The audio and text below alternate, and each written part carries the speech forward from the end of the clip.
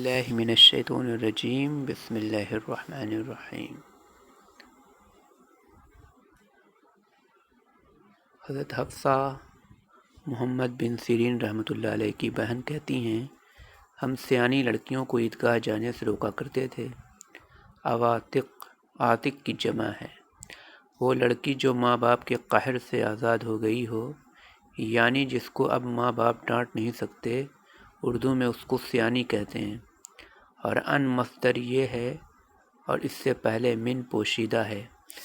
پس ایک عورت آئی، یہ عورت مدینہ منورہ سے آئی تھی، اس کا نام معلوم نہیں، اور وہ بنی خلف نامی محل میں اتری۔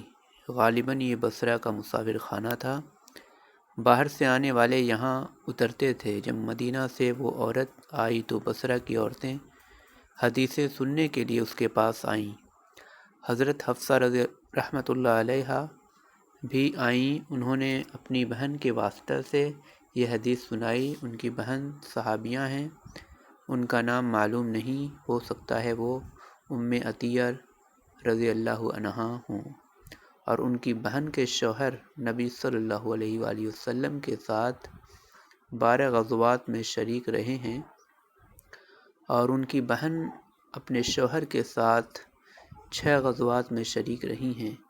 وہ کہتی ہیں، ہم زخمیوں کی دوا دارو کیا کرتی تھیں اور مریضوں کی تیمارداری کرتی تھیں۔ ان کی بہن نے نبی صلی اللہ علیہ وآلہ وسلم سے پوچھا، کیا ہم میں سے کسی عورت پر کچھ حرج ہے جب اس کے پاس اوڑھنا، آج کی اصطلاح میں برقع، نہ ہو کہ وہ گھر سے نہ نکلے، یعنی عیدگاہ نہ جائے؟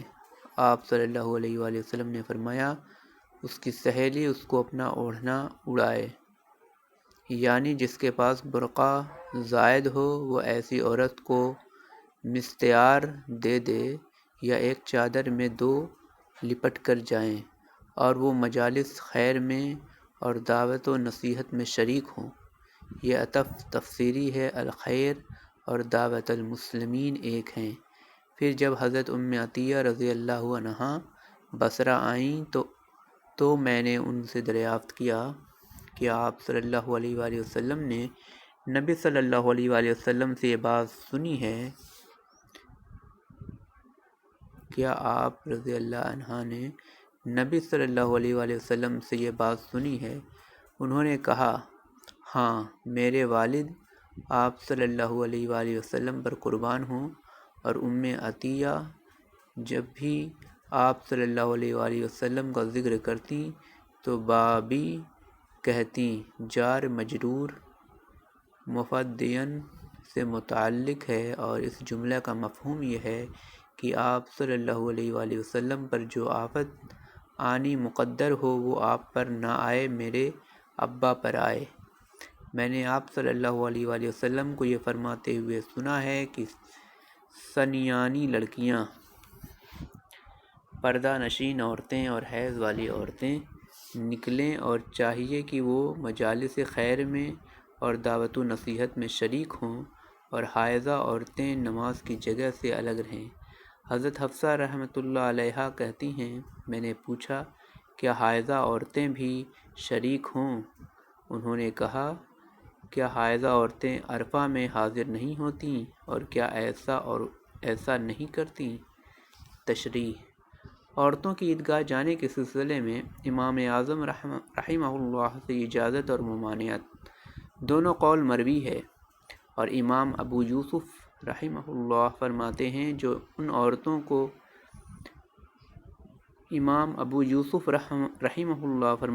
جوان عورتوں کو عیدگاہ نہیں جانا چاہیے، بوڑھی عورت جا سکتی ہے، اور امام محمد رحمۃ اللہ علیہ سے کچھ مروی نہیں۔ اور ابن المبارک رحمہ اللہ فرماتے ہیں، اگر عورت عیدگاہ جانے پر اصرار کرے اور وہ روز مرہ کے اور کام کے کپڑوں میں جانے پر راضی ہو تو شوہر اجازت دے، اور اگر وہ اس پر راضی نہ ہو، بنا و سنگار کے ساتھ اور نئے کپڑوں میں جانے پر اصرار کرے تو شوہر کو حق ہے کہ اسے اجازت نہ دے، اس لیے کہ اب وہ نماز پڑھنے نہیں جا رہی بلکہ اپنے سوٹ اور زیورات کی نمائش کرنے جا رہی ہے۔ اور سفیان ثوری رحمہ اللہ فرماتے ہیں، عورتوں کے لیے عیدگاہ جانا مکروہ ہے، اور حضرت عائشہ صدیقہ رضی اللہ عنہا نے فرمایا آج کل عورتوں نے جو نئے طریقے نکالے ہیں، اگر وہ رسول اللہ صلی اللہ علیہ وآلہ وسلم کے سامنے آتے تو آپ صلی اللہ علیہ وآلہ وسلم عورتوں کو مسجد جانے سے منع فرما دیتے۔ حضرت عائشہ رضی اللہ تعالی عنہا کا یہ ارشاد 5 وقتہ نمازوں کے تعلق سے ہے، پس اس سے عیدین اور جمعہ کی نمازوں کے لیے جانے کی ممانعت بھی بدرجہ اولیٰ نکل آئی۔ عورتوں کا جمعہ اور دیگر نمازوں کے لیے مسجد جانا یا عیدین کے لیے عیدگاہ جانا فی نفس ہی جائز ہے۔ حضور اکرم صلی اللہ علیہ وآلہ وسلم کے زمانے میں عورتیں مسجد نبوی میں اور عیدین کی نمازوں میں حاضر ہوتی تھیں، لیکن اب لغیرہی یعنی خوف فتنہ کی وجہ سے ممنوع ہے۔ جاننا چاہیے کہ جو چیز لغیرہی یعنی کسی دوسری چیز کی وجہ سے واجب یا ممنوع ہوتی ہے، اس پر دلیل کا مطالبہ صحیح نہیں۔ دلیل واجب لعینہ اور ممنوع لعینہ کی دی جا سکتی ہے۔ واجب لغیرہ اور ممنوع لغیرہ میں تو اس غیر میں غور کرنا چاہیے کہ اس میں ایجاب و تحریم کی صلاحیت ہے یا نہیں، اگر ہے تو وجوب یا حرمت مان لینی چاہیے، ورنہ قصہ بالائے طاق۔ عورتوں کے لیے عیدگاہ یا مسجد جانے کی جو ممانعت ہے وہ بھی لغیر ہی ہے، اور وہ غیر ہے خوف فتنہ۔ اگر یہ وجہ معقول ہے تو عورتوں کو مسجد اور عیدگاہ نہیں جانا چاہیے۔ اس کی نظیر نفس تقلید اور تقلید شخصی کا وجوب ہے، یہ بھی لعینہ ہی واجب نہیں بلکہ لغیر ہی واجب ہے، کیونکہ تقلید اگر واجب لعینہ ہی ہوتی تو مجتہد کے لیے بھی ہوتی، حالانکہ اس پر بالاجماع تقلید واجب نہیں۔ اور یہاں غیر یہ ہے کہ شریعت پر عمل کرنا فرض ہے، اور ہر شخص از خود قرآن و حدیث سے مسائل اخذ نہیں کر سکتا، بس کسی نہ کسی سے پوچھ کر عمل کرنا ہوگا۔ اللہ تعالیٰ کا ارشاد ہے فَاسْأَلُوا أَهْلَ الذِّكْرِ إِن كُنتُمْ لَا تَعْلَمُونَ، یعنی اگر تم خود نہیں جانتے تو جاننے والوں سے پوچھو اور اس پر عمل کرو۔ پس عوام کو لامحالہ کسی کی تقلید کرنی ہوگی۔ تقلید کے بغیر زندگی کی گاڑی ایک قدم نہیں چل سکتی، چاہے دنیاوی معاملات ہوں یا دینی۔ فن کے ماہرین کی تقلید کرنی پڑتی ہے، غرض تقلید واجب لعینہ ہی نہیں بلکہ واجب لغیرہ ہی ہے۔ اسی طرح تقلید شخصی بھی واجب لغیرہ ہی ہے، کیونکہ اگر تقلید شخصی نہیں کی جائے گی تو لوگ رخصتیں تلاش کریں گے، جس عالم کا قول خواہش کے مطابق ہوگا اس کو لیں گے، اور جو قول خواہش کے خلاف ہوگا اس کو چھوڑ دیں گے۔ پس یہ شریعت پر عمل نہیں ہوگا بلکہ تشیع کا دروازہ کھل جائے گا۔ غرض جس طرح تقلید اور تقلید شخصی واجب لغیرہ ہے، اسی طرح عورتوں کا عیدگاہ اور مسجد جانا بھی ممنوع لغیرہ ہے، اور وہ غیر فتنہ کا اندیشہ ہے، اور یہ ایک ایسی حقیقت ہے جس کا کوئی انکار نہیں کر سکتا۔ غیر مقلدین اس حدیث کو لیے پھرتے ہیں اور اصرار کرتے ہیں کہ عورتوں کو 5 نمازوں میں مسجد میں اور عیدگاہ میں جانا چاہیے۔ وہ کہتے ہیں کہ جب حضور اکرم صلی اللہ علیہ وآلہ وسلم نے عورتوں کو عیدگاہ جانے کا حکم دیا اور مسجد نبوی میں عورتیں آتی تھیں، تو آج بھی عورتوں کو مسجد اور عیدگاہ جانا چاہیے، حالانکہ اس حدیث میں صاف اشارہ ہے کہ حضور صلی اللہ علیہ وآلہ وسلم کے زمانے میں عورتیں جو عیدگاہ جاتی تھیں تو مقصود نماز نہیں ہوتی تھی بلکہ تعلیم مقصود ہوتی تھی۔ ظاہر ہے حائضہ اور نفاس والی عورتوں کے لیے عیدگاہ جانا لا حاصل ہے، کیونکہ ان کے لیے نماز پڑھنا جائز نہیں، پھر بھی آپ صلی اللہ علیہ وآلہ وسلم نے ان کو عیدگاہ جانے کا حکم دیا، اور اس کی وجہ یہ تھی کہ دین نیا نازل ہو رہا تھا، مرد و زن سب اس کو سیکھنے کے محتاج تھے، اور عیدین کے موقع پر نبی صلی اللہ علیہ وآلہ وسلم اہم اور قیمتی نصائح بیان فرماتے تھے، اس لیے ہر مرد و زن کو عیدگاہ جانے کا حکم تھا تاکہ سب احکام شریعت اخذ کریں، اور اب وہ مقصد باقی نہیں رہا، دین مکمل ہو چکا اور وہ کتابوں میں محفوظ ہے۔ بچے بچپن ہی سے تدریجاً اس کو حاصل کرتے اور لوگوں کے احوال بھی بدل گئے۔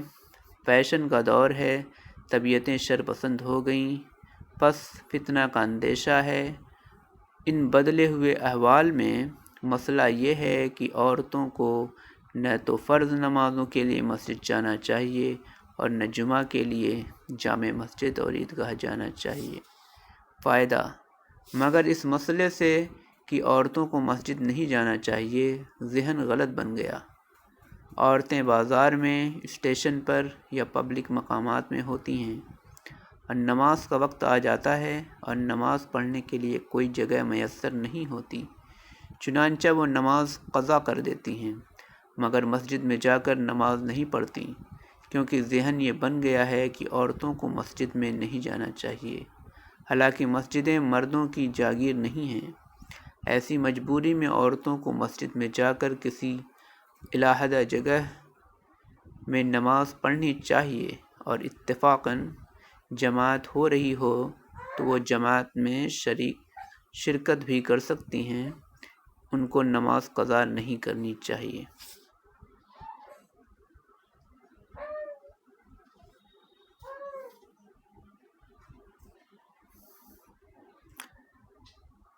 تخرج العواتق و ذوات الخدود۔